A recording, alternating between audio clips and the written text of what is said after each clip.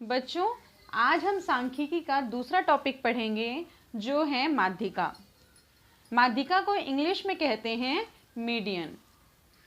तो माध्यिका क्या होती है?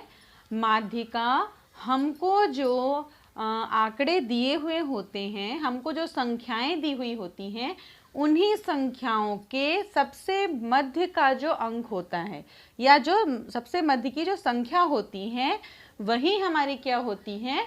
माध्यिका होती है। ठीक है बच्चों, समांतर माध्य जब हमने पढ़ा तो समांतर माध्य में हम आंकड़ों का एक औसत निकाल रहे थे, एक एवरेज संख्या निकाल रहे थे जो कि उन संख्याओं से भिन्न हो सकती थी। लेकिन माध्यिका में क्या होता है? माध्यिका में हमको जो संख्याएं दी हुई होती हैं, उन्हीं की संख्याओं के सबसे बीच की जो संख्या होगी वही हमारी माध्यिका होगी। हम कह सकते हैं कि जो माध्यिका क्या है? एकदम सरल शब्दों में मध्य का अंक। एकदम सरल शब्दों में अगर मैं बताऊं तो माध्यिका क्या है? माध्यिका मध्य की संख्या या मध्य का अंक। ठीक है, और ये जो मध्य की संख्या है वो हमको जितनी संख्याएं दी हुई होंगी हमारे प्रश्न में, उन्हीं में से एक संख्या होगी जो सबसे बीच की होगी। और वो जो संख्या है वो कुछ संख्याएं उससे बड़ी होंगी, कुछ संख्याएं उससे छोटी होंगी और वो सबसे बीच की होगी।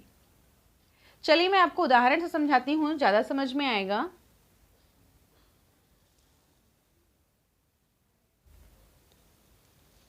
तो ये देखिए बच्चों, मान लीजिए अब हमारा प्रश्न ये है, ये हमको संख्याएं दी हुई हैं 3, 5, 10, 9, 8, 14, 6, 12, 13, 11 और 7।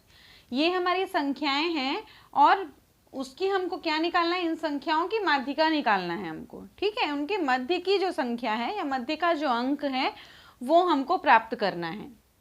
तो अभी तो देखिए, अगर मैं बोलूँ मध्य का अंक निकालना है तो यहाँ पर 13 है, यहाँ पर 5 है, यहाँ पर 9 है, 6 यहाँ पर है। मेरे कहने का मतलब है ये व्यवस्थित नहीं है ना? तो हम मध्य का अंक निकाल नहीं पाएंगे। तो हमको या तो इसको घटते हुए क्रम में पहले अपनी संख्याओं को जमाना है या फिर बढ़ते हुए क्रम में जमाना है। ठीक है, या तो हमको आरोही क्रम में जमा लेना है या तो अवरोही क्रम में जमा लेना है। हम क्रम से व्यवस्थित कर देंगे। तो सबसे पहले मैंने क्या कर लिया? आंकड़ों को आरोही क्रम में रख लिया। देखिए मैंने सबको आरोही क्रम में बढ़ते हुए क्रम में जमा लिया है। अब जब हम इसको बढ़ते हुए क्रम में जमा लेंगे, उसके बाद हमको देखना है कि हमारे जो आंकड़े हैं उनकी संख्या कितनी है, टोटल कितने आंकड़े हमारे पास हैं। तो हम देखिए गिनते हैं 1, 2, 3, 4, 5, 6, 7, 8, 9, 10 और 11। कितने हैं हमारे पास टोटल पद? ये कुल पद कितने हैं मेरे? 11 हैं। और 11 जो है वो एक कैसी संख्या है? एक विषम संख्या है ना? तो जब हम माध्यिका निकालते हैं तो थोड़ा सा बदलाव होता है सूत्र में। सम संख्या के लिए अलग आता है और विषम संख्या के लिए अलग आता है। तो अभी हम जो उदाहरण लिए हैं उसमें विषम संख्या है, हमारे जो कुल पद है विषम है। तो विषम का सूत्र होता है MD मतलब मीडियन बराबर n धन 1/2वें पद का मान।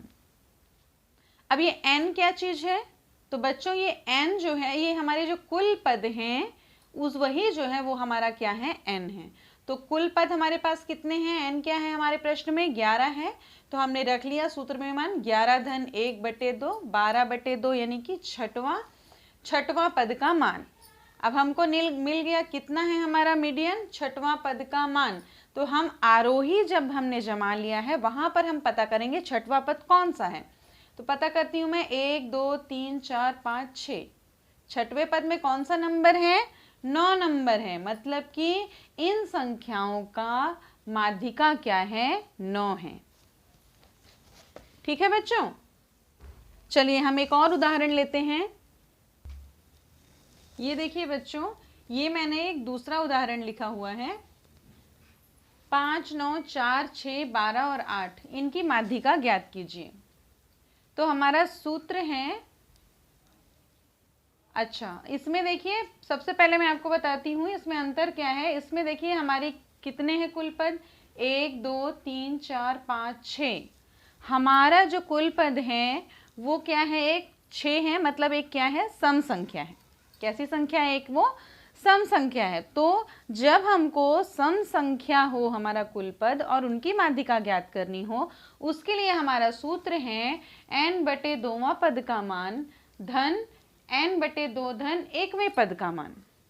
विषम संख्या का सूत्र केवल इतना था, लेकिन यहाँ पर क्या है, ये भी शामिल है n/2वां पद का मान धन n/2 धन 1, अलग से एक ही है इसमें, वहां पद का मान बटे 2।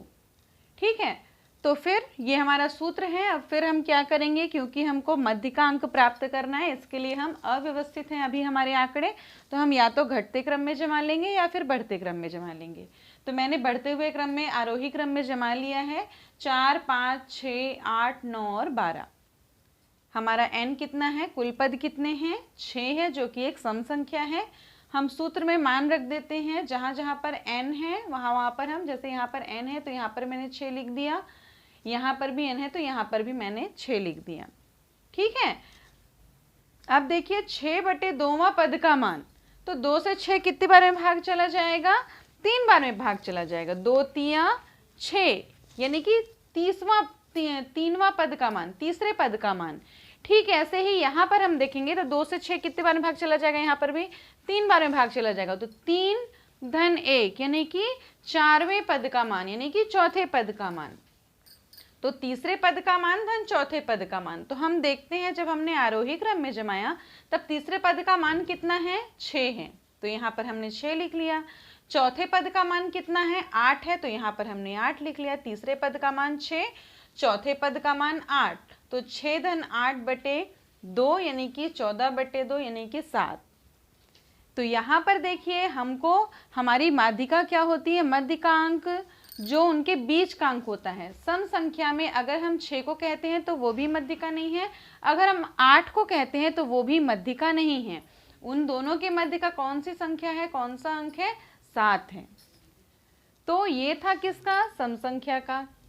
ठीक है बच्चों, तो विषम संख्या जब हमारे कुल पद विषम होंगे तब हमारा सूत्र क्या होगा, n धन 1/2वां पद का मान, जैसा कि मैंने आपको पहले बताया। और सम संख्या में क्या होगा, n/2वें पद का मान धन n/2 धन 1वां पद का मान।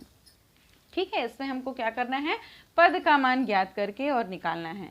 और माध्यिका माध्य से बहुत ज़्यादा अलग है, उसमें हमको सबको जोड़ना पड़ता है और कुल पदों की संख्या से भाग देना पड़ता है। इसमें हमको इन्हीं के मध्य का अंक प्राप्त करना होता है। तो ठीक है बच्चों, मैं समझती हूँ, आशा करती हूँ आप लोगों को समझ में आ गया होगा। Thank you.